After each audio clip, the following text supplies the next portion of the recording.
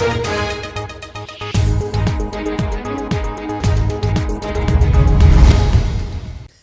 कोयला मंत्री जी किशन रेड्डी के 2 दिवसीय का दौरा धनबाद में रहा, जहां कई तरह की योजनाओं को धरातल पर उतारने को लेकर पहल की गई।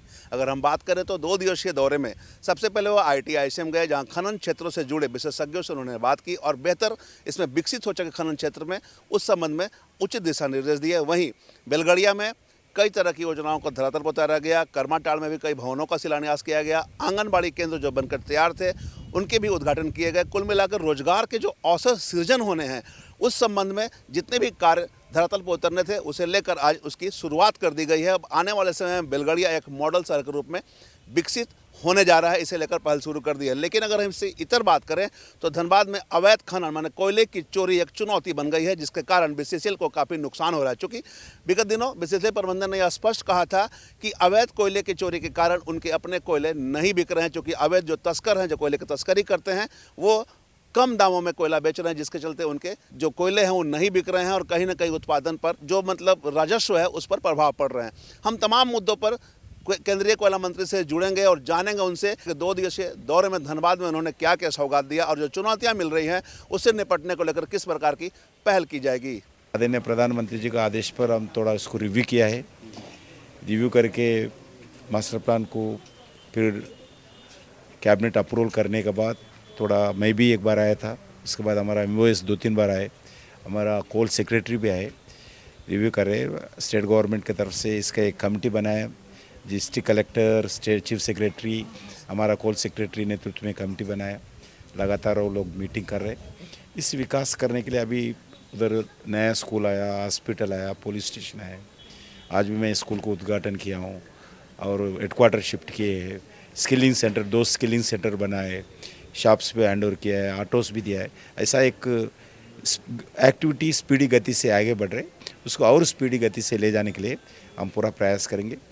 लगातार हमारा MOS को जिम्मेदारी दिया है।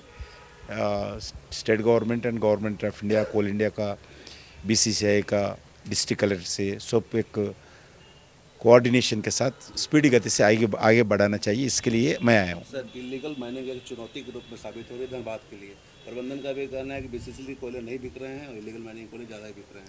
नहीं, तो ये तो चैलेंज है, बिल्कुल सही बात है। जो 2 तरह होता है, एक गरीब लोग करते हैं, उसका छोड़ो, उनका रोज़गार है, मगर उसको कैसा करना चाहिए, उनको अल्टरनेटिव एम्प्लॉयमेंट कैसा देना चाहिए, ये देना है। जो गरीब लोग करते हैं उनको अल्टरनेटिव एम्प्लॉयमेंट देना है। दूसरा जो माफिया है, माफिया भी करते हैं, इसके विषय पर हम चर्चा कर रहे हैं। बिल्कुल एक एक्शन प्लान के साथ भारत सरकार आएंगे जल्दी। रोजगार के भी अवसर कुछ, हाँ, रोज़गार का अवसर जो बिल्कुल जरिया का विषय पर रोज़गार बढ़ाने के लिए क्या करना चाहिए, इसका भी आप लोग भी सुझाव दीजिए।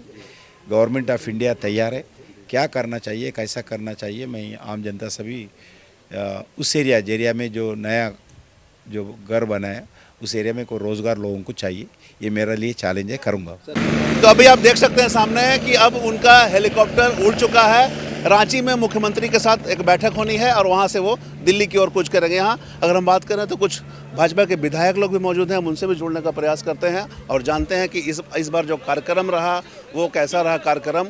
हम झरिया विधायक रागनी सिंह हैं, हम उनसे जुड़ने का प्रयास करेंगे। केंद्रीय कोयला मंत्री जी आए हुए थे 2 दिनों के लिए, कैसा रहा उनका, आप लोगों को क्या लग रहा होना चाहिए और कुछ?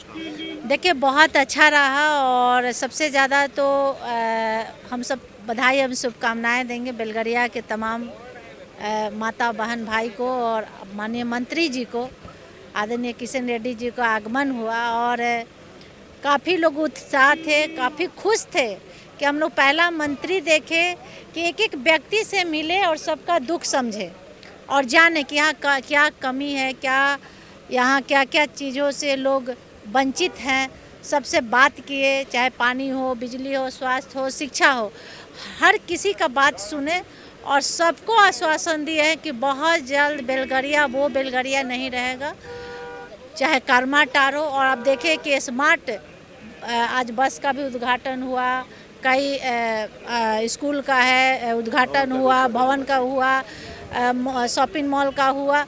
बहुत सारा योजना का भी उद्घाटन हुआ और बेलगरिया अब पहचान में नहीं आएगा। ये इतना सारा योजना आया है। ये आपके विधानसभा क्षेत्र का भी कई तरह के मामले थे। अब लग काफ़ी रहा है कि हम बहुत बार जाकर मंत्री जी को ये बात संज्ञान में दिए थे और उनसे आग्रह भी किए थे कि आपका एक बार दौरा होना चाहिए और नेक्स्ट टाइम उनका दौरा झरिया विधानसभा में है, क्योंकि उनको हम आग्रह किए हैं। आज ही हम रिक्वेस्ट कर बोले कि आप आएंगे तो समय लेकर, क्योंकि 10 मिनट में तो होगा नहीं। तो अब मेरा लगता है कि विकास के काम सब धरातल पर उतरेंगे। बिल्कुल केंद्र की तरफ से कोई कमी नहीं है। माननीय यहाँ उपायुक्त महोदय भी थे, उनको सारी जिम्मेवारी देकर दिए हैं और बीसीसीएल को भी राज्य स्तर से कुछ सपोर्ट मिल पा रहा है? देखिए, राज्य का तो हम कुछ नहीं बोलेंगे, लेकिन केंद्र का काफ़ी भरपूर सहयोग मिल रहा है बेलगरिया और कर्माटार को स्मार्ट सिटी बनाने में। और मेरा एक प्रस्ताव था मंत्री जी के पास कि मेरे झरिया को कुछ भाग ऐसे हैं जो झरिया के लोगों को झरिया में ही बसाया जा सकता है और लोगों को पहला डिमांड था कि रोजगार से जोड़ना है, तो उस पर गंभीरता से वो लिए और बोले कि 2 चीज़ पर हम ज़रूर सोचेंगे। और एक चीज़ तो शुरू भी कर दिया रोजगार से जोड़ना, और दूसरा कि कुछ ऐसा भाग हम दिए हैं लिखकर लेटर में कि यहाँ नया आप स्मार्ट सिटी बसा सकते हैं झरिया में ही, कि कुछ ऐसा भाग हमारा झरिया रहे।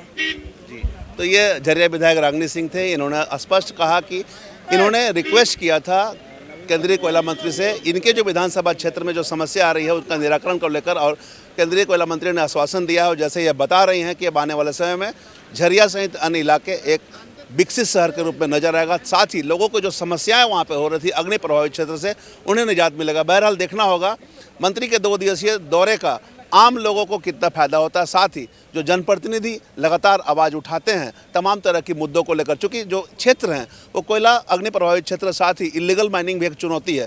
इन तमाम तरह की जो अवैध माइनिंग हो रहे हैं उस पर लगाम लगाने को लेकर किस प्रकार से पहल की जाती है और लोगों के विकास को लेकर जो सुविधाएं प्रदान की जानी चाहिए धरातल पर, वो कितना खरा उतर पाता है। हम तमाम इससे जुड़ी खबरों से आपको अपडेट करवाते रहेंगे। कैमरामैन संजय के साथ धीरेंद्र, मिरर मीडिया, धनबाद।